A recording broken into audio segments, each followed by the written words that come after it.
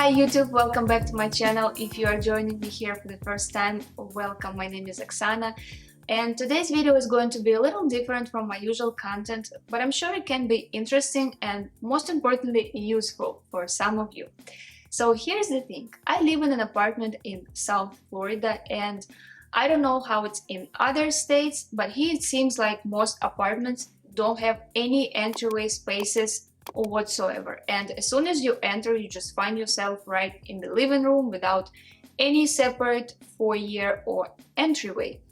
I understand that this is due to the weather and not having to deal with heavy coats and bulky outerwear, but still I would really like to have a designated place where I can leave my keys, hang up my jacket, or just sit down and comfortably to put on my sneakers. So that's why in today's video I'm super excited to share with you how I managed to make a fully functional and at the same time stylish, of course in my opinion, entryway from a narrow piece of wall measuring only 23 inches wide. So without further ado, let's go ahead and jump right into it. Alright, let's start by taking a look at the entrance area and seeing how it looked before I finally admitted it needed some serious attention.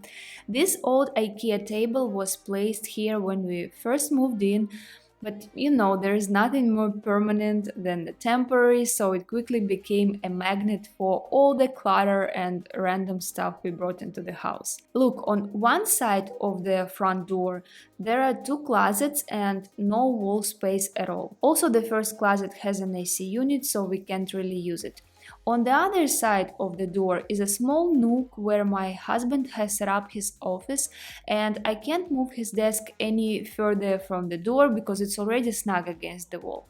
So the only space I have left to work with is a narrow piece of this wall, and trust me, I'm going to make the most out of it. The first step was to determine the functionality that I needed from this entryway, and I made a list for myself of all the essentials I wanted to have. So first, I absolutely need a mirror. It's just something I gotta have to quickly check myself before I step outside. Next up, I need a designated spot for dropping my keys. Also, it would be very nice to have some sort of seating as well as shoe storage to store those annoying 1-2 pairs of frequently used shoes that are always scattered near the door. And lastly, it would be awesome to have some hooks to hang my purse or jacket. Now, I know you might be thinking right now that my wish list sounds a bit ambitious, like I want the whole shebang right at my front door, but guess what? I managed to fit it all in. And I started, of course, by giving the area a good cleaning. So finally it was time to say goodbye to the cluttered table and just get it out of here. I tried to remove all those black marks and smudges from the wall and door with my magic eraser. This stuff is a powerful little thing, but be careful because it can also wash off the paint too if you are not careful. So make sure to use it with a gentle touch. I'm sure you already know about it, just a friendly reminder. By the way, I forgot to mention that this is a rental apartment, so obviously I can't make any renovations or replace the old door and locks, so everything I do here, it's all about renter-friendly solutions. So before diving into the search for all the items, I made sure to measure everything in order to understand the sizes of the things I needed to look for.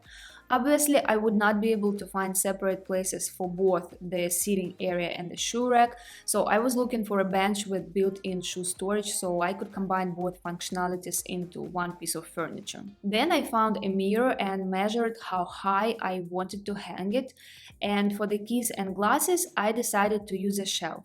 But then I ran into a bit of a problem, where to place the hooks, because if I attach them under the shelf, there wouldn't be enough room to hang items unless they were resting on the bench, creating a messy and really unattractive look. I had an option of giving up on the hooks altogether, but I decided that even having just one hook would be really useful for me.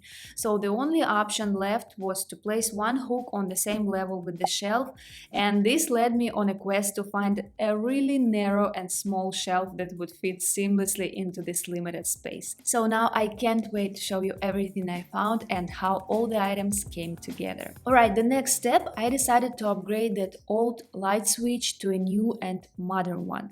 Because guys, can we talk about those outdated switch plates and outlets? I mean, seriously, it's 2023 and we are still stuck with these eyesores, even in brand new houses. Honestly, I just don't understand why there aren't more stylish options available in regular hardware stores, because it seems like they keep selling the same old designs that haven't changed for decades. Now, of course, I couldn't go around changing all the switch plates in the entire apartment, but this particular one really annoyed my eyes because it's located in the most visible place, and my inner perfectionist simply would not let me live in peace knowing that my new entryway vibe would be destroyed by this ugly yellowish switch. A friendly warning: if you decide to change the switch panel yourself, always remember to turn off the power in the electrical panel before starting any work. I feel pretty comfortable doing it because I did this many times, including changing sockets and light fixtures. But if you've never done this before, then be very careful and even better, call an electrician. Alright, so I found this really nice switch panel on Amazon, installed it, and boy, did it make a difference. It instantly gave this area like a mini facelift with a sleek and modern touch. And I'm really glad I took this extra step because the details matter.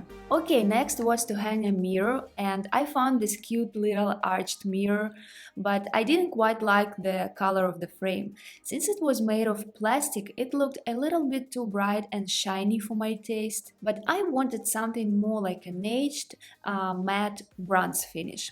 I have a large mirror in my living room, the frame of which I painted in this color myself, so I decided to do the same for this little mirror because I wanted them to match and create a cohesive look. So I painted it using Rub and Buff. If you don't know, it's a metal finish wax, but I'm sure you're already familiar with this product, and I used it in my favorite color, Golden Leaf. In case you're interested, I used cosmetic sponges from a dollar store for application.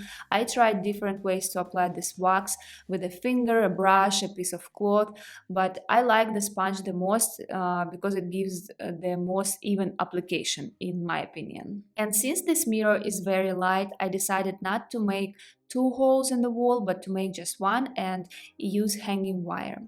And just like that, it finally found its perfect place on the wall. Next up was the shelf, and I think I found the narrowest shelf because it's just 12 inches wide, but it's got the picture ledge which I really wanted to prevent things from falling, and also this shelf is made from a solid wood, so I'm pretty happy with my find. Not 100% happy because I couldn't manage it to fit snugly against the wall. It's got these weird holes and screws, so I even ended up replacing the screws with my own. It's not a big deal, but not perfect for sure. I'm always using masking tape to help myself, so I marked all the holes on the shelf first and then simply transferred the tape with the markings onto the wall. This trick makes it easy to hang anything and always ensures a perfect fit. Then I installed the hook, and unlike the shelf, I have zero complaints about these good boys. As you can see, I tried to find a hook made from the same material and in the same color as the shelf, so they would look like a perfect match, and I think I found a good deal. These hooks are good quality, super affordable, and they mount tightly to the wall without any issues, so can definitely recommend it. And last but definitely not least, I added this cute bench that I found on Amazon and that completed my entryway setup. Happened by chance, but everything I got for this project ended up being from Amazon. I did browse through other places, but Amazon had the right sizes and better prices. So I'll make sure to leave all the links in the video description for you to check out. What I really like about this bench is that it came fully assembled, plus the cushion cover is removable, which means I can easily toss it in the wash if it gets dirty. And of course, I liked its modern look. To prevent the mirror from constantly shifting whenever the door slams, since it's quite lightweight, I use some regular sticky tack that I usually use to attach my paper flowers. Let me tell you, this little thing has saved me on multiple occasions, so I highly recommend keeping some in handy in your household. I just love this stuff. As a final touch, I added a tiny vase with my paper palm leaf for a little decoration, and if I could, I would also add a stylish doormat, but unfortunately the gap between the floor and the door is just so tiny that if I were to put a doormat there, the door wouldn't be able to open. So there you have it, my entryway project is complete. I know that calling it an entryway might sound a bit grandiose given its size, but what matters most is that it's doing exactly what I wanted it to do. It's functional, practical, and meets all of the requirements I had in my mind. I also like how light and airy it turned out. It feels weightless and blends seamlessly with the overall vibe of my apartment.